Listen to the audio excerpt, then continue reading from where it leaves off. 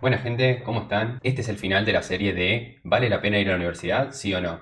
Sé que dije que iba a analizar el plan de estudios, pero la realidad es que ya hice el video, lo programé para que se suba y después me terminé dando cuenta que era un poco específico, demasiado específico para la carrera a la cual yo me anoté y que no necesariamente es igual a las demás facultades. Por lo tanto, me pareció que no tenía tanto sentido subir el análisis exhaustivo de cada materia de la carrera en la facultad que yo hice. Si les interesa, igual me lo pueden hacer saber en los comentarios y puedo subir después el video de todos modos porque ya está hecho, o al menos la primera mitad porque lo tuve que dividir en dos partes. Así que sin dilatar más la introducción, vamos a la conclusión. ¿Vale la pena o no vale la pena ir a la facultad? Y lamento informarles que la respuesta es la más aburrida de toda la ingeniería. Y es un gran depende. La realidad es que les voy a dar tres opciones. Las dos son las más tradicionales, las más básicas, que es ir o no ir. Y la tercera es una opción bastante interesante como para que tengan en cuenta. Pero ¿de qué depende ir o no ir? Para esta cuestión voy a dividir el problema en diferentes escenarios porque claramente la situación de cada persona es diferente. No todos tenemos la misma situación. Así que voy a plantear ciertos escenarios hipotéticos en los cuales, a mi entender, es mejor decisión ir o no ir o hacer la opción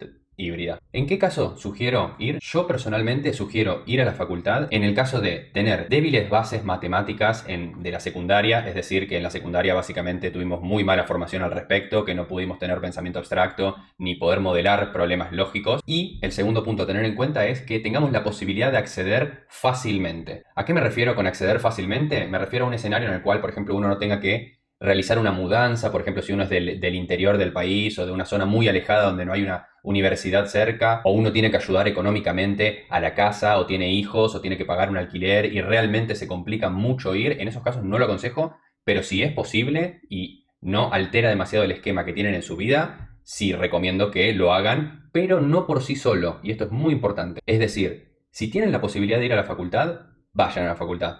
Pero no significa que por ir a la universidad ustedes ya están exentos de estudiar por cuenta propia, aprender nuevas tecnologías, tener proyectos personales. Son caminos paralelos que se complementan muchísimo, pero son caminos paralelos. Una cosa no quita la otra y eso es muy importante. Otro argumento a favor de ir a la universidad podría ser que necesitamos mucha mentoría en el principio. Es decir, necesitamos a alguien que nos ayude en los primeros pasos. Si nosotros necesitamos mucha ayuda porque, por ejemplo, en la secundaria no tuvimos programación o porque nos cuesta mucho insertarnos en el mundo de la programación, ingeniería en software, informática o lo que sea, en esos casos también lo sugiero. Y último y no menos importante, también obviamente lo recomiendo en el caso de que uno por algún motivo quiera el título de ingeniería en sistemas, por el motivo que sea, ya sea desafío personal, enorgullecer a algún familiar, ingresar en una empresa en la cual les demandan que tengan un título universitario. Y en esos casos son en los cuales yo recomiendo que se anoten en la carrera y obviamente la realicen de forma completa. No recomiendo ir a la universidad en los siguientes casos. Si uno es muy autodidacta, no lo recomiendo, es decir, no necesariamente con programación. Mucha gente, por ejemplo, aprende por cuenta propia Photoshop, a editar videos de internet, a editar audios o, por ejemplo, a programar cosas muy sencillas y realmente se sienten cómodos aprendiendo por cuenta propia.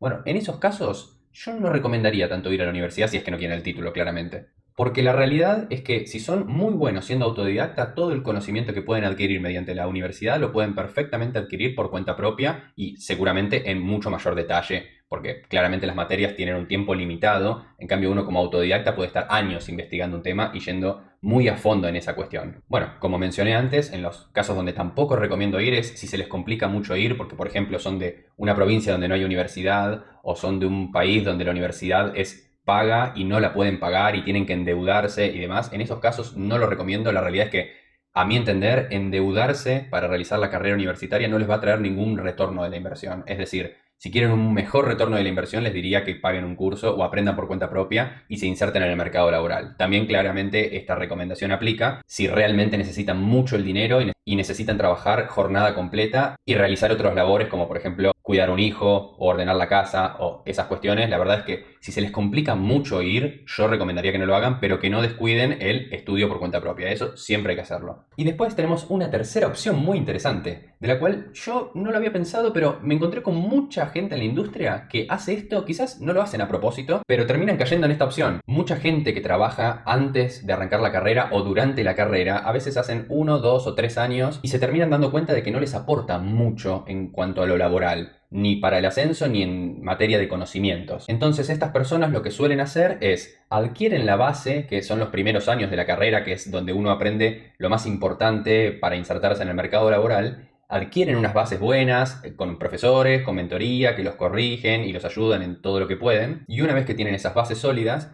dejan la facultad. E inclusive yo creo que esta opción híbrida puede realizarse aún mejor. Porque generalmente la gente que termina realizando esta opción no lo hace adrede y muchas veces tampoco sabe en qué punto dejar o en qué punto ya no vale tanto la pena. Entonces muchas veces se pierden de hacer materias que igual son interesantes. Entonces yo recomendaría que en el caso de que quieran optar por esta tercera opción, directamente hagan las materias que más les van a aportar a la vida profesional, que son todas las que están relacionadas con matemática, ya sea continua o discreta, pero sobre todo discreta. Y más que nada las materias que tienen que ver con algoritmia, programación, estructura de datos, sistemas operativos, arquitectura de las computadoras, patrones de diseño, paradigmas de la programación, bases de datos. Todas esas materias sugiero que las hagan porque realmente brindan muy buenas bases sobre las cuales después se pueden hacer cosas mucho mejores que si uno no las conoce. Entonces una persona podría planificadamente hacer esta especie de carrera híbrida en la cual cursa quizás 10, 12, 16 materias que le van a aportar lo mismo que tiene una persona que realizó la carrera completa y tuvo que hacer muchas otras materias que poco aportan en la realidad a la vida profesional. Entonces es una suerte de lo mejor de los dos mundos. Tiene unas bases sólidas porque fue a la universidad y tuvo mentoría y realizó ejercicios y se los corrigieron. Y a su vez, al hacer pocas materias, en 1 o 2 años se puede realizar todas las materias útiles para la profesión. Entonces, en 1 o 2 años la persona ya tiene los mismos conocimientos que una persona de la universidad y encima paralelamente uno puede trabajar y para ese entonces ya tiene lo mejor de los dos mundos. Porque tiene experiencia, debería ser en lo posible complementado con proyectos personales y aparte tiene las bases necesarias de la universidad. Es decir, es lo mejor de ambas opciones sin tener que hacer una carrera de 6 años y muchas materias innecesarias. Esa opción es muy interesante y la verdad que creo que debería ser tenida en cuenta. Claramente esta opción no es válida en todos los países. En Argentina, por ejemplo, uno puede cursar materias de oyente, es decir, no anotarse, pero averiguar en qué horario se da la materia e ir al aula y escuchar como cualquier otro alumno y no hay ningún problema. Inclusive en las universidades públicas a los chicos que van de oyentes también se les corrigen los exámenes, uno puede formar parte de los trabajos prácticos, realmente es muy útil. Pero claramente si son de un país donde tienen que pagar la universidad, dudo mucho que tengan esta opción porque las materias suelen tener correlativas, entonces uno no puede hacer una materia de tercer o cuarto año si no hizo las anteriores. Y en ese caso estamos perdiendo el beneficio y tendrían que hacer la carrera completa.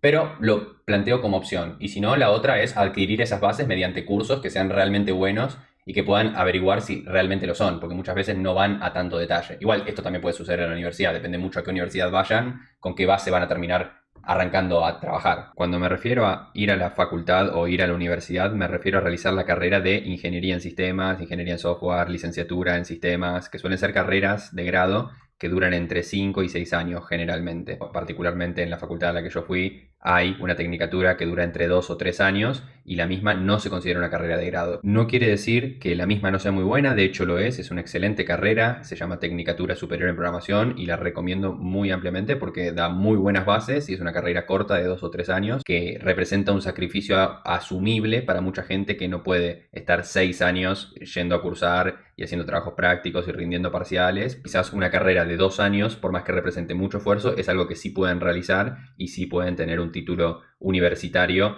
más allá de que no sea ingeniería. Y recomendación, más allá de la alternativa que hayan elegido, siempre recomiendo que investiguen mucho por cuenta propia y que tengan proyectos personales.